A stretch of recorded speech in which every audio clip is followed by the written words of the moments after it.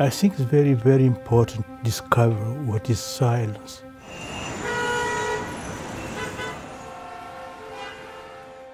Silence is not only not talking.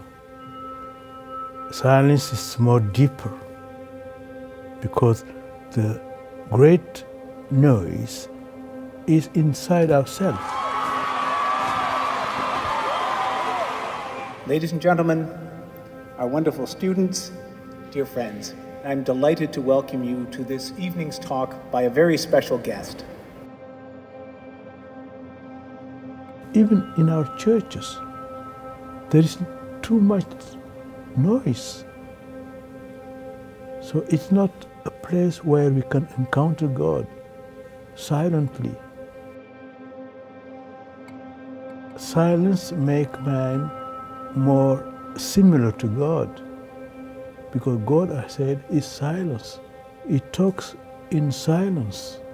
We encounter him in silence. And if we remain with God, we become silent.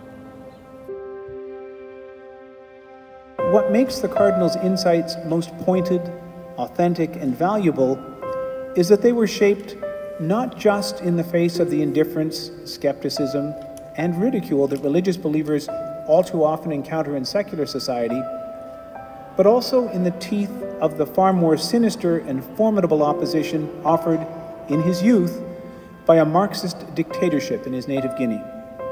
I think why the Western countries today are no believers, are less believers, because they are every time talking. They know no silence, and the face is going down. Silence is really the moment where I construct myself as a human being related to God. And without God and without silence, we are lost.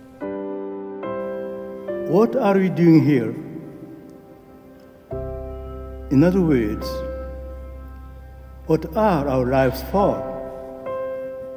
What kind of people are we called to be?